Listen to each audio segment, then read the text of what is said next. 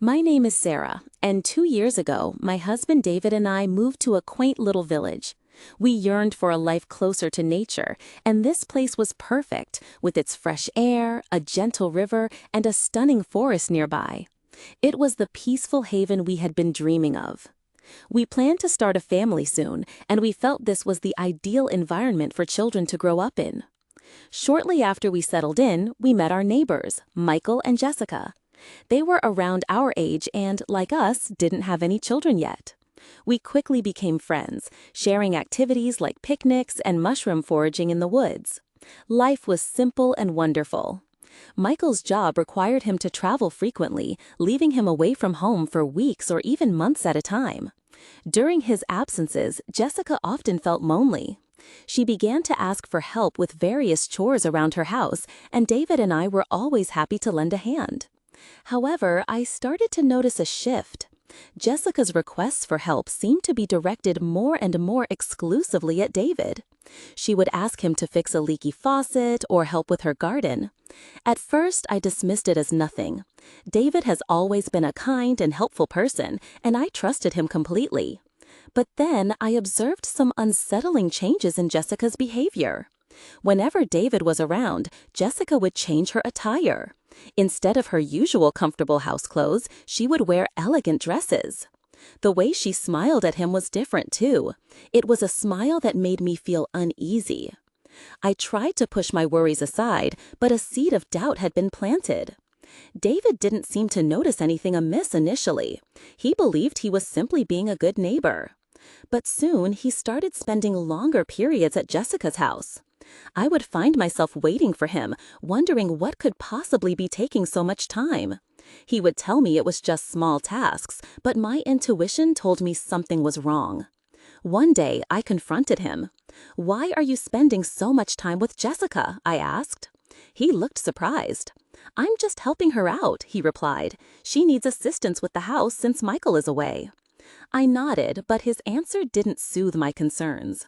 I decided to watch them more closely. Whenever David went over to Jessica's, I would find a reason to visit as well. I needed to see for myself what was happening. Each time I dropped by, Jessica would act perfectly normal, but I could see the way she looked at David. It was no longer the look of a friend. There was something more in her eyes, something that made my skin crawl. One evening, David came home late again. He claimed he was helping Jessica with her car. I didn't believe him. I remained silent, but I was certain something was going on. My mind was consumed with suspicion. I started having nightmares where Jessica was trying to steal David away from me. I would wake up feeling a mix of anger and fear. I knew another conversation was necessary, but I struggled with how to approach it. The breaking point came when I saw David and Jessica talking outside.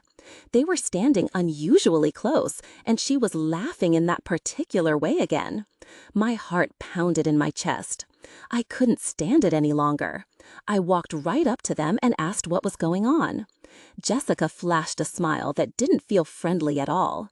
"Oh, Sarah, we were just discussing the garden," she said. I looked at David. He said nothing, but his expression was one of guilt. That night, I opened my heart to David. I told him how Jessica's behavior and the amount of time he spent with her made me feel.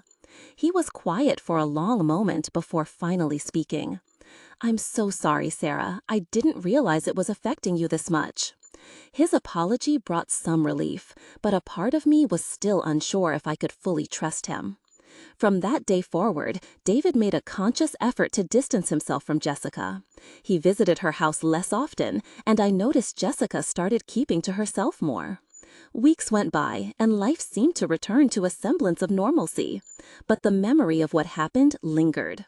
I trusted David, but I did not trust Jessica.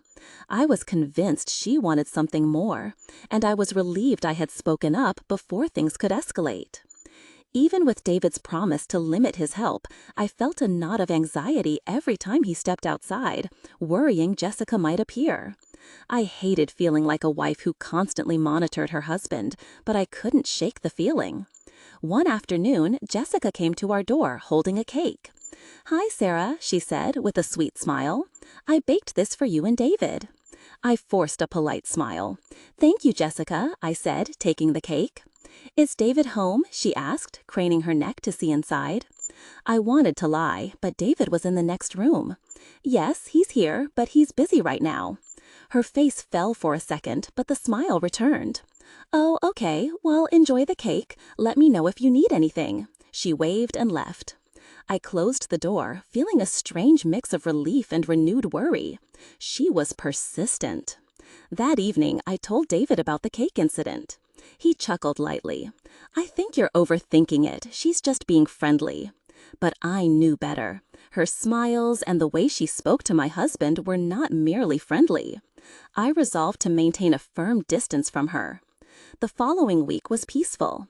David and I fell back into our comfortable routine, working in the garden and spending quality time together. Our connection felt strong again. But one day while shopping, I ran into Jessica. "You know, Sarah," she said, "your husband is so helpful. I don't know what I'd do without him." Her comment made me uncomfortable, but I kept my composure. "Yes, he's a good man." She let out a soft laugh. "He's more than just good, isn't he? You're a very lucky woman."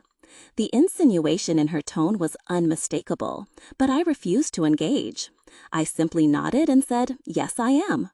After that encounter, Jessica seemed to back off.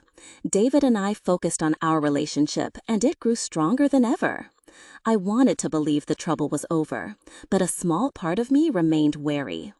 A few weeks later, David came home with news. Michael was returning home for good. A wave of relief washed over me. With her husband back, surely Jessica would leave David alone. And she did.